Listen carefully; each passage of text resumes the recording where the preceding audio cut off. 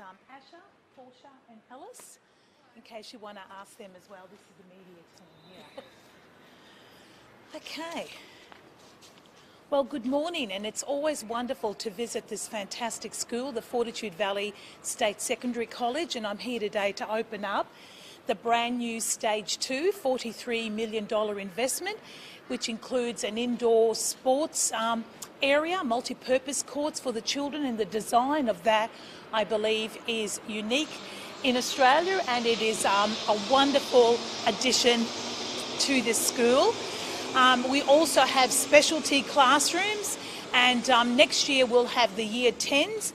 These current students behind me are Year 9, and they will then be utilising the new specialty areas upstairs, technology rooms, hospitality areas, a number of design features in these classrooms that are second to none, and it truly is an inspiration to be here. I'm looking forward to another edition of students coming in. We get another cohort, so now we'll be from 7 till 10 years next year, and these students behind me, these student leaders, have been leaders of the school ever since they started in Year 7, so this is a fantastic addition. It was great as Education Minister this week. I opened up a brand new building at Eagle Junction, a brand new additional classrooms at New Farm State School, and today here I am in Fortitude Valley opening up Stage 2 of this now $143 million brand new, second to none secondary high school in the heart of Fortitude Valley.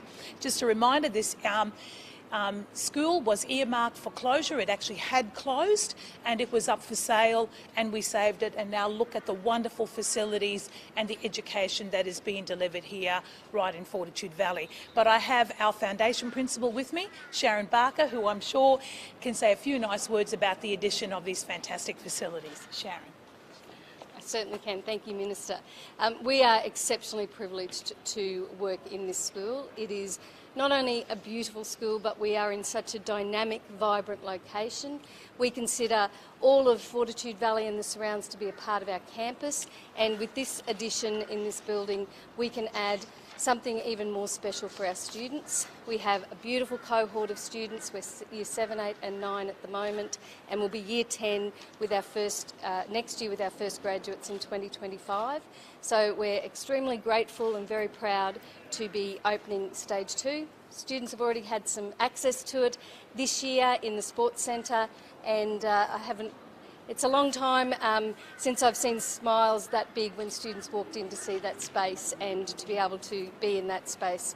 So we're very proud to have that as our addition to the school, and look forward to showing the Minister around today. Thank you, Sharon.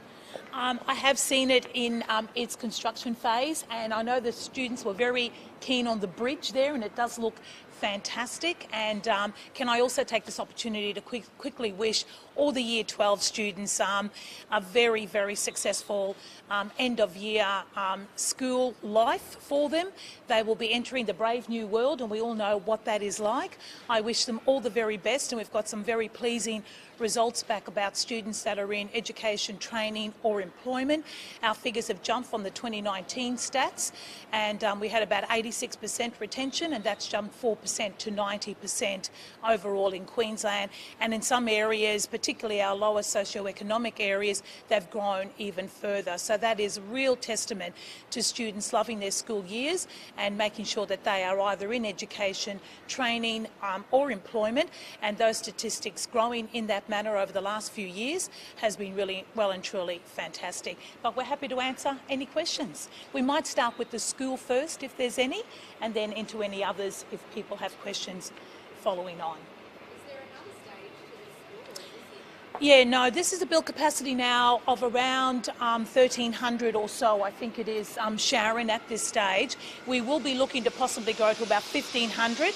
We do have another stage that we could be looking at in the future, and obviously we'll be working with the school on what their needs are going further. It is part of the master plan, and how we time that depending on numbers, what it looks like, what the needs of the school are. We want to be flexible to accommodate the students and provide the best education. But Sharon might have some ideas on that too, Stage 3. I think we are on a very small footprint, but we're really lucky that we still have another space to be able to develop when our enrolment numbers warrant that. But this is a really unique typology of building, having the sports centre and our specialist spaces, so we certainly can get through to Year 12 with our current cohort with the facilities that we currently have. No, it's right behind us here. Yep, so those two old buildings just out there, that's part of our footprint as well.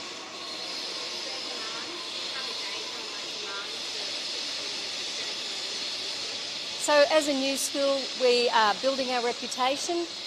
We don't have a traditional suburbia like a lot of new schools have, but you would be aware that the development that's happening in this area in terms of apartment buildings is significant, and as this area grows and develops, our enrolments will increase as well. The additional buildings that we've built in the feeder schools have been New Farm State School, Brisbane Central State School and Kelvin Grove primary schools, and they are growing, and we've had to put additional buildings into that, which I'm sure then will be feeder schools to this wonderful school here as well.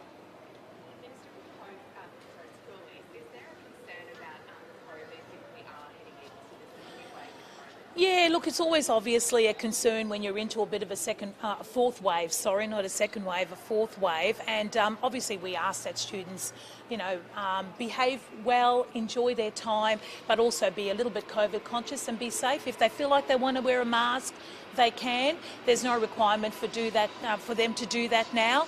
But obviously we always ask that people be careful and enjoy their time so they can get back home to loved ones and remember schoolies for the rest of their lives for all the right reasons.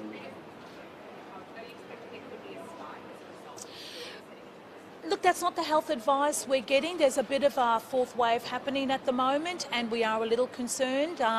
But of course we're keeping an eye on that, and I'm sure that as soon as we get the health advice that we need to change any advice to the public, we will do that. But at the moment, just be careful, stay safe, enjoy your time, and as I said, hopefully they've got great memories that they can remember for the rest of their lives.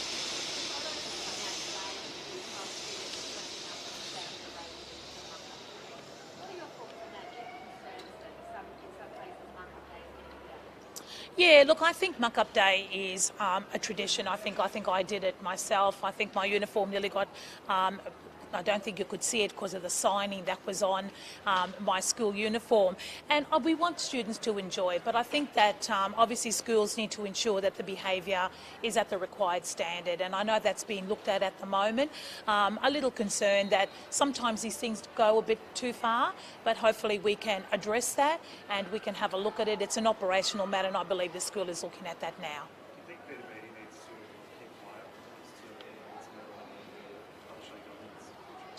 I think Peter had some nice words to say. I think that I want to wish him a very happy 70th birthday. Remember, this is Peter Beattie's electorate, and I took over when he retired in 2007. But look, the Palaszczuk government has been fantastic, working with the Premier, who has Queensland, in her thoughts every single morning and every single second while she's in the job. It is an absolute pleasure to be able to be part of that. She's worked extremely and is working extremely hard. We have announced some incredible policy positions on our energy and jobs plan in relation to health and education, in relation to the Olympic and Paralympic in 2032. We are in a golden age, and that's all because of this wonderful Premier.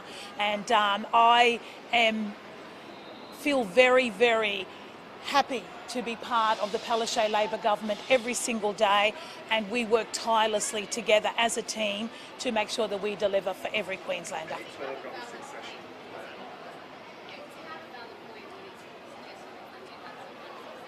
No one shows their cards when they're in office, and who knows that she doesn't. Who do you think would be the best next Premier, Steve Miles or Premier? I think that's up to the caucus, up to the Premier, up to the people of Queensland, and I have my views, but I'm not going to show my cards either.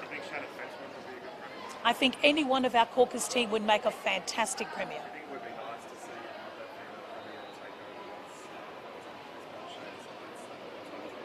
Obviously, as a female, it would be lovely to see a female Premier to take over, but we have some excellent male Premiers as well. And look, when the time comes, Labor's very good of making sure that we have excellent leaders who can win elections and deliver for the people of Queensland.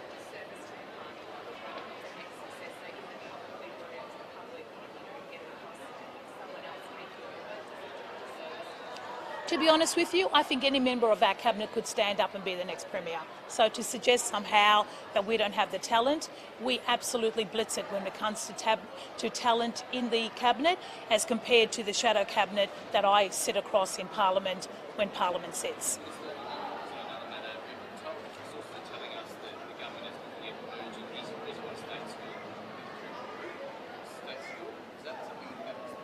Oh, look, I think there's an announcement to be made. I think we are looking now at the Gabba as we've landed. I think do nothing is not an option for the Gabba. We do need to look at its end of life. We need to ensure that it meets the requirements. It was part of the Olympic and Paralympic bid, so something will be happening there and we'll be making an announcement soon, Tim. No, I'm not going to confirm or anything yet. Nothing has been. I won't be doing that until I speak to the school directly when a decision has been made about what we need to do. But quite clearly the Gabba needs to go ahead and we want the best for that school community. They've been talking about it. I've met them 3 times and we've discussed all options at every meeting we've had. I'm not ruling anything out or ruling anything in. We've had discussions with them on 3 occasions, and on 3 occasions we've obviously, you don't have to be Einstein to work out what the possibilities are, and but once a decision is made, they'll be the first to know, and we have committed to consulting with them, and I will continue to do that.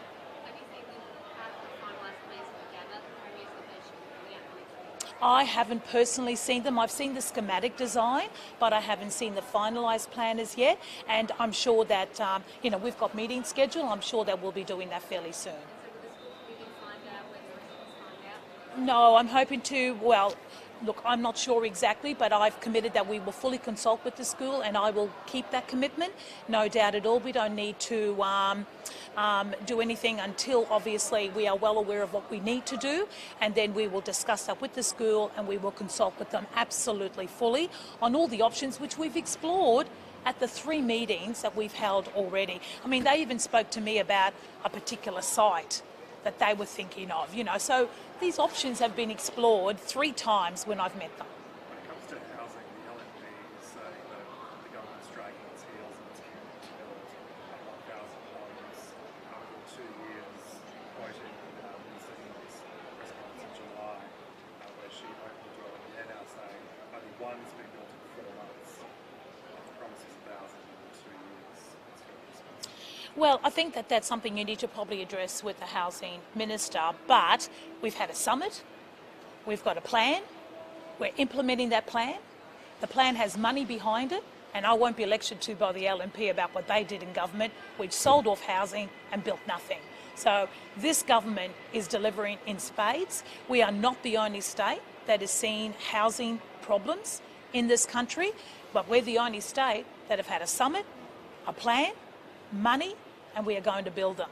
So housing is a priority for the Palaszczuk government, and I know the Premier has it cleanly focused on her, top priorities of what we need to do in this state. Generally speaking, as a government, do you think that target for 2 years is ambitious? I think that we've got to have a target, and you've got to be overly ambitious when you're meeting some of the high housing crisis. We believe that we can deliver it, but the market is very difficult. I even know in schools it's a completely different scenario to when we started building this fantastic school, and those pressures are right around the country, if not right around the world. But we need a commitment, we need a target. We've had a great summit, we're on the plan, and we're going to deliver. Just one more on Peter Beattie's comments. He said that social media is making politics ugly and vicious.